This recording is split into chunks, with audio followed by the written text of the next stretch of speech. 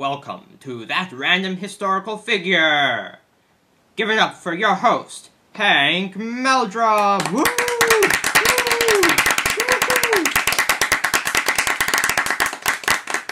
Thank you. Welcome to That Random Historical Figure, where the learning is plentiful and knowledge is gold. I'm Hank Meldrum, I'll be your host tonight, and as you heard last week, the subject tonight is James Fenimore Cooper, 19th century writer. I'm really excited about tonight. We got a lot of good questions in, and as always, I'll answer them and provide a bit of background information in between. But first, these messages from our sponsors. Buy this thing. Welcome back, and we have our first question. Dear Hank, I'd like to know something about James Fenimore Cooper's ancestry, as in how did his family first come to America and when? Roger Boyd, Paxtonia, Pennsylvania. Well, the first Cooper came to America in 1679, and that was James Cooper of Stratford-upon-Avon, England, who was actually a Quaker. He and his wife bought land in the Pennsylvania and New Jersey territories, and his son, William Cooper, born in 1754, was the father of R. James Cooper, the author, born in 1789. When baby James was just a year old, the Coopers moved from New Jersey to New York, to Cooperstown, which was actually a town founded by William Cooper, and was located on the shore of the Otsego Lake, which was surrounded by the Iroquois of the Six Nations. How's that for excitement? William Cooper first surveyed the area that would become Cooperstown after the American Revolution, after a grand several thousand-acre land purchase in upstate New York. Years later, after he had moved his family there, he would begin to construct what would become Otsego Hall. So hopefully that answered your question as well as gave a bit of extra information. So now our next question. Dear Mr. Meldrum, what kind of education did Cooper have? Was he a good student or a bad one? Many thanks, Louise Campbell, East Rockaway, New York. Well, at the age of 13, Cooper was enrolled at Yale, and he was a good enough student, but unfortunately he was a notorious prankster. And in his third year of education, after blowing up another student's door, how's that for a practical joke, he was expelled. Not surprisingly, I guess, it was during this period that he developed his lifelong distaste for New Englanders. He must have been like, what gives? I was just trying to blow up this guy's door. You're gonna expel me, I'm gonna hate on all New England. So now, our next question. Dear Hank, James Fenimore Cooper joined the Navy at a young age. Are there any interesting adventures in his life related to this period, and what effect did this time have on his writings? Thanks, Claudia Butterworth, Nashville, Arkansas. Well, this wasn't during his Navy period, but it was during when he was a sailor. He first became a sailor in 1806 at the age of 17, and this was aboard a merchant ship called the Sterling. And so one day, it was just carrying its normal cargo of flour to England, and it passes through the Strait of Dover, it lands at Cowes, and drops its anchor. But because England was at war with Napoleon's France at this time, it was immediately approached by a English man of war, and its crew went on board, and it stole one of the Sterling's best shipmen, and it forced it to join the English Navy. So that's pretty much the most notable thing that went on at that. And it was after his time on the Sterling, on New Year's Day, 1808, that Cooper joined the Navy. And I forget if I mentioned this. You have to remember his father was a U.S. congressman, so it wasn't hard for him to get his son a spot in the Navy. But Cooper was, unlike in school, he did conduct himself well as a sailor, so that was a big part of it. And his warrant was actually signed by President Thomas Jefferson. His first naval assignment was aboard the USS Vesuvius, which was an 82-foot bomb ketch with 12 guns and a 13-inch mortar. His next assignment was on the shore of Lake Ontario, where he was constructing the brig, the USS Oneida. Now, it was designed for a war with England, which was the War of 1812, which thus wasn't going to happen for another 4 years, but we're Americans and we think ahead. It was during this time that Cooper learned shipbuilding, shipyard duties, and frontier life. Also, in his leisure time... They had leisure time in the Navy? I'm in high school and I don't have leisure time. During his leisure time, Cooper would explore the forests on the shore of Lake Ontario, and also cruise among the Thousand Islands where he loved to go fishing. It was experiences such as these that inspired many of his novels, including The Pathfinder. Cooper had many assignments after this, including on board the USS Wasp, where he was under the command of Captain James Lawrence, who was also his personal friend. Also at this time, on board the ship, he would meet his lifelong friend, William Branford Shubrick. Cooper would also go on to dedicate several of his novels, including The Pilot and Red Rover, to Shubrick. So, next question. Dear Hank Meldrum, what inspired Cooper to become a writer in the first place? Was it his experiences in the Navy, or something completely different? Ellen Slatterly, Salesville, Arkansas. Well, actually, this is a pretty interesting story, because he kind of almost stumbled into being an author by accident. But first, let me give you a bit of background. After he was in the Navy, it was the year 1811. He was 21 years old. He married Susan Augusta Delancey, who incidentally came from a Tory family. And they had 7 kids together, only 5 of which survived childhood, and one of which was Susan Fenimore Cooper, who also became a writer on subjects such as nature and women's suffrage. And as a fun fact, she and her father actually edited each other's works. So yeah. And Cooper's great-grandson, who is Paul Fenimore Cooper, was also a writer in the 20th century. So yeah, but I digress. So anyways, one day in 1820, Cooper's wife bets him that he could write a better book than the one that she's reading. And that's how it all began. That bet resulted in the book Precaution, or Prevention is Better Than Cure, which met with moderately good reviews. And so after that, Cooper wrote The Pioneers, which was the first in his famed Leatherstocking series. The second of which would be his most celebrated book of all, The Last of the Mohicans. And these Leatherstocking series featured Natty Bumppo, who was a resourceful American woodsman who was friendly with the Delaware Indians, and all the adventures he got into. So that's pretty much how it began. He just became one over a bet. Just shows anyone can be an author. Alright, we have our next question. Hi, Hank. Hi. I heard J.F. Cooper was friends with Marquis de Lafayette. Is this true, and how did they meet? Luis Camarena, Seward, Alaska. Yes, this is true. He was friends with Lafayette. And how they met was kind of interesting. In 1823, Lafayette came from France as America's guest to New York City. And Cooper witnessed his arrival. He was part of the committee for welcome and entertainment. So that's one thing. But then later on, in 1826, Cooper and his whole family moved to Europe for several reasons. He wanted a better reception for his books. He thought he could make more money off of them in Europe. And also he wanted a better education for his children.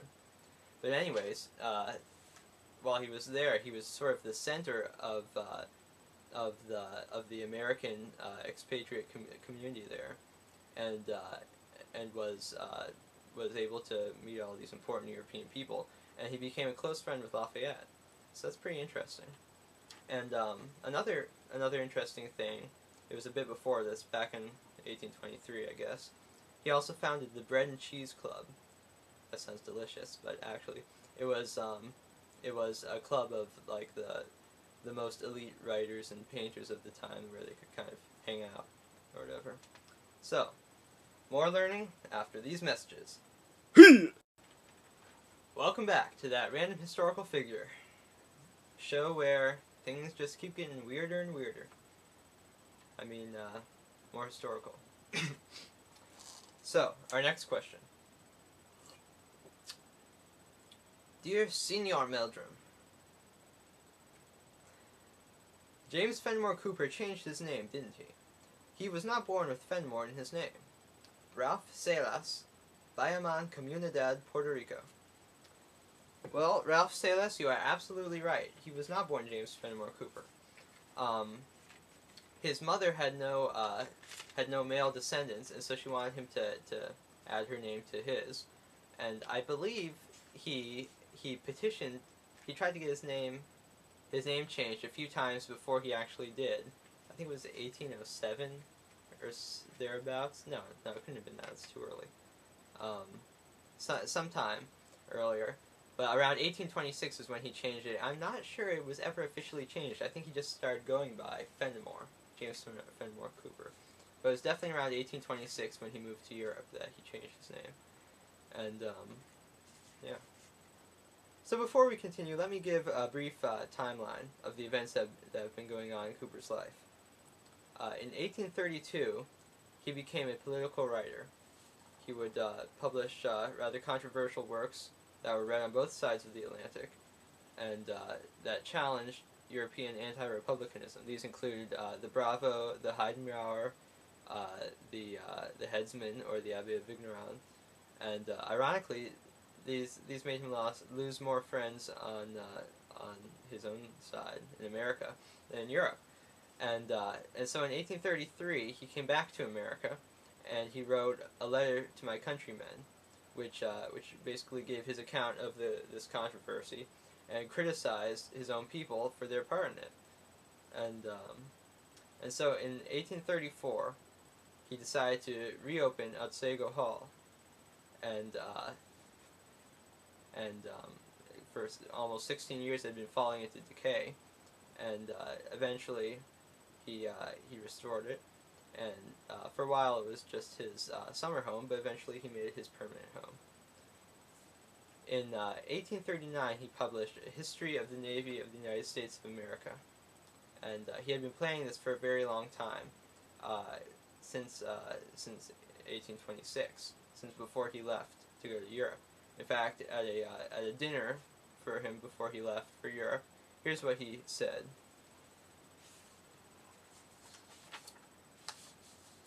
Encouraged by your kindness, I will take this opportunity of recording the deeds and sufferings of a class of men to which this nation owes a debt of gratitude.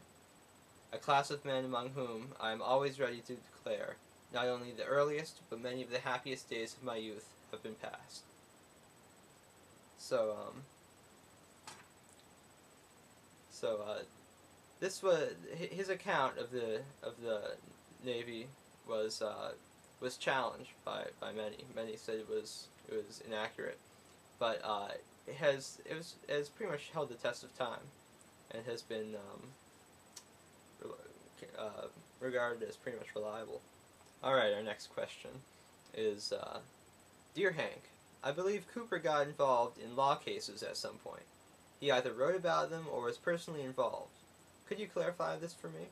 Thanks, Sylvia Carmona, Nebo Center, California. Well, yes, the answer to your question is yes and yes. He both wrote about and was involved in legal cases. The first of which was back in 1834, a year after he came back to America from being in Europe. He had been accused by American newspapers of being a false aristocrat who was poisoned by European influences, and he got so upset that he started filing all these lawsuits against them, and he eventually established the principle that when dealing with an author rather than a book, reviewers, including the press, must work within the realm of truth. And so in the other case where he was writing about law issues, it was his account of the naval court-martial of Alexander Slidell Mackenzie. Mackenzie was a U.S. commander in the Navy who had hanged 3 of his men at sea on the charges of mutiny. One of these was 19-year-old Philip Spencer, who was the son of Secretary of the State John C. Spencer. So, as you can imagine, this caused quite a bit of a hubbub. And what made it really interesting was that just prior to this affair, Mackenzie had been giving very harsh criticism to Cooper's account of the Battle of Lake Erie, and also Cooper had been giving Mackenzie's account of the Battle of Lake Erie very harsh criticism. So even after all this, Cooper was still sympathetic to Mackenzie's case. Right, next question. Hi, Mr. Meldrum. How popular was Cooper among other famous figures? I know Mark Twain, for one, extremely disliked his work. From Margie Rosa, Ridgewood Heights, Florida. Well, Margie, pretty much the whole legacy of Cooper, James Fenimore Cooper, is sort of balanced between these famous figures who were both for him and against him, who really liked him and really disliked him. I mean, you have to consider he was praised by and a great inspiration to several influential writers such as Leo Tolstoy, Henry David Thoreau, Victor Hugo, Honoré de Balzac, and he was called the great master of American Romanticism. He was called the American Scott. That's what they called him, after Sir Walter Scott, who was the author of Ivanhoe and was called the master of English Romanticism. His works were translated into nearly every European language, and he's just been met with overall world adoration of late. But as you mentioned, Mark Twain, who's a very fabulous, popular, renowned author, he absolutely roasts him. He hates Cooper's writing. In his essay Fenimore Cooper's Literary Offenses, he has nothing good to say about Cooper. It is, I mean, I recommend it. It's absolutely hilarious. If you like Cooper, you probably won't like it, but I do recommend it just because it's absolutely hilarious. I have a bit to read from it. He says, Cooper's art has some defects. In one place in Deerslayer, and in the restricted space of 2/3 of a page, Cooper has scored 114 offenses against literary art out of a possible 115. It breaks the record. So as you can see, he's very blunt and very satirical, but I believe serious, that he does not like Cooper's writing. And I also have something from James Russell Lowell's poem, A Fable for Critics. He has this very interesting poem that's sort of a compilation of analysis in verse of many famous writers. Cooper's one of them. And I'll just read little bits. He says this: His Indians, with proper respect be it said, are just natty bumpo daubed over with red, and his very long toms are the same useful nat, rigged up in duck pants and a sou'wester hat. He goes on to say, the women he draws from one model don't vary, all sappy as maples and flat as a prairie. So you can see he's saying the same things. He's just not a good writer. He can't develop characters. He's not realistic. He's overrated. But he goes on to say this, and after mentioning how Cooper proceeds to discuss controversial issues in his writing, even with all this hate he's getting, he's still talking about what he wants to and what he believes in.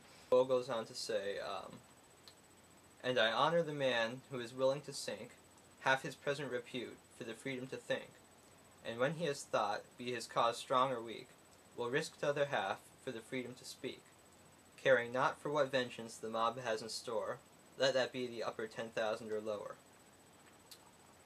So, we see in Lowell someone who gives very biting and even valid criticism of Cooper, but who's also willing to acknowledge that Cooper is a man of talent and a man of nerve. And I like that. Okay, our next question. Dear Hank, I understand that Cooper revolutionized the identity of African Americans and Native Americans in literature. Could you elaborate a bit on that, please? Nicholas Matthews, Boscobel, Wisconsin. sure, Nicholas. Yes, in a way he did. He's usually considered the first American author to have African Americans as characters, and even if those characters are fit into stereotypical roles, that is still a bit of a revolution. And as for Native Americans, that's a bit more complex because, say, in the Leatherstocking series, he has Native Americans be central figures, and that was never seen before. Although he does have times where they're portrayed stereotypically. Some of the Indians who are portrayed as evil, they're not just evil. They're devoid of any redeeming characteristics in such a stereotypical way of that time period of how Indians were thought of to be, which just wasn't true. And so yeah, in a way, yes, he did revolutionize some race stereotypes in his works, but he wasn't completely devoid of any racial stereotypical usage. That's my answer. All right, folks, this is going to be the last question of the night. We're just about to wrap up, so here goes. Dear Hank Meldrum, in what ways is J.F. Cooper still alive today besides his writings? Jesse Funk, Conrad, Iowa.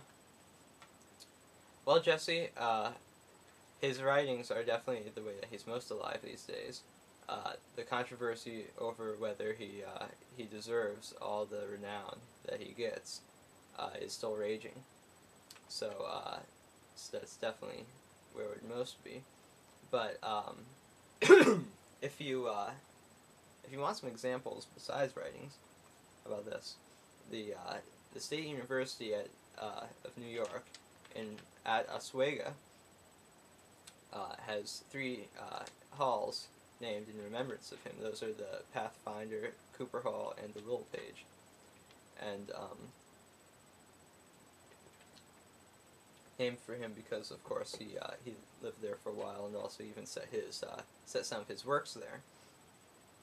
And how about this for an interesting fact? There's a gilded and red toll chandelier in the library of the White House that's from James Fenimore Cooper's home, and it was apparently brought there by First Lady Jacqueline Kennedy during her great White House restoration. So that's pretty cool. And also there's a James Fenimore Cooper Memorial Prize that's awarded annually at the New York University to an outstanding undergraduate student of journalism. So I think that's pretty impressive for Cooper. So those are some examples. Well, that's about all, folks, on That Random Historical Figure. I had a great time learning with you tonight about my man James Fenimore Cooper. I hope you had fun too. I hope you learned a lot, right here, where the learning is plentiful and knowledge is gold. I'm Hank Meldrum. Good night. Dun dun dun dun dun dun. Hi. If you like this video and would like to see more, please like, comment, and subscribe. And post, pin, tweet, reblog, and share where applicable. If you'd like to see the outtakes for this video, click here. If you'd like to see some of my older work, click here. And finally, please check out my blog, All Purpose Wonder Gloves, right here. At the very least, please keep your eyes open for new videos of all kinds, as you can tell if you clicked on this link down here. And yes, a Dalek has been in this video the whole time.